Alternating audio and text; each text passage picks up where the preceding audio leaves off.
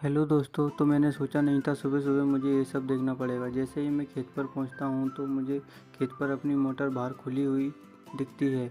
अमित से मैंने पूछा तो उसने बोला कि मोटर अपनी जल गई थी, जिसको पापा अभी उठाकर लेकर आए हैं। इसको अभी अपन बोर में डालेंगे।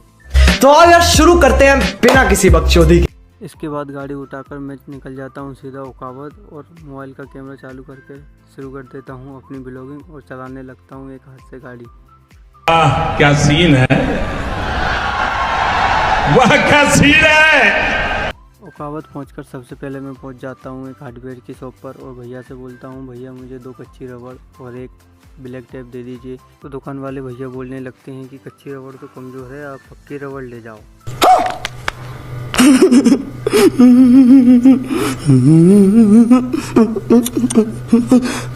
इसके बाद मैं पहुंच जाता हूं दूसरी दुकान पर और यहां से ले लेता हूं 2 कच्ची रबड़ और एक टेप।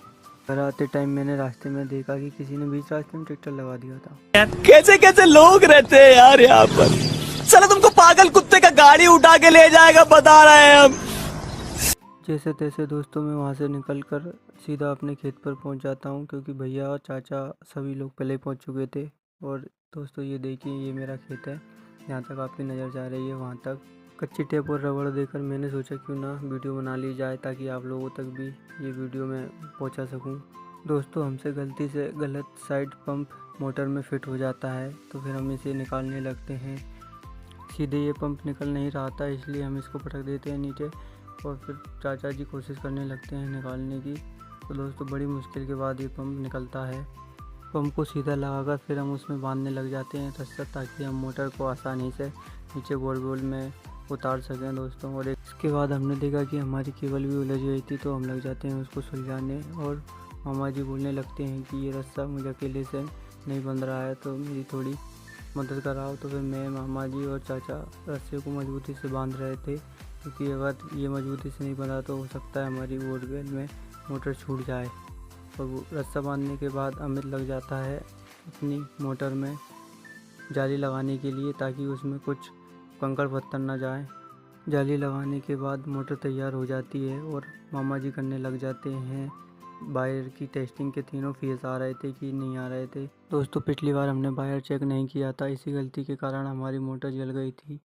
मोटर की वायरिंग करते करते दोस्तों हमको हो जाती है शाम और मच्छर भी बहुत भयंकर काट रहे थे। बड़ी मुश्किल से मोटर की वायरिंग होती है और केबल पर कच्ची रबड़ और टेप लगाकर हम सीधा मोटर को उठाकर लग जाते हैं सीधा बोर में डालने के लिए। दोस्तों मोटर में काफ़ी वजन था, तो इसलिए मैं बोलता हूँ कि मैं आपकी थोड़ी मदद कराऊँ, तो मुझसे बोलने लगते हैं तू जाकर तेरी वीडियो बना।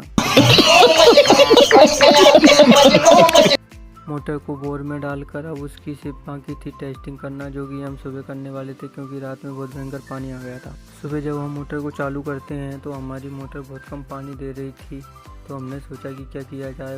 उसके बाद हमको मैकेनिक को बुलाना पड़ता है और मैकेनिक साहब आकर मोटर को दोबारा निकलवाते हैं। और दोस्तों बड़ी मुश्किल से मोटर निकलती है।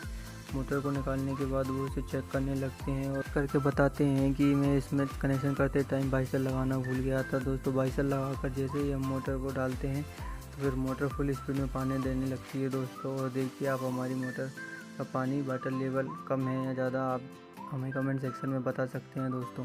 फार्मिंग से जुड़े और ब्लॉग्स के लिए आप हमें लाइक, शेयर और सब्सक्राइब भी कर सकते हैं, अगर आपको हमारे ब्लॉग्स पसंद आते हैं। खत्म,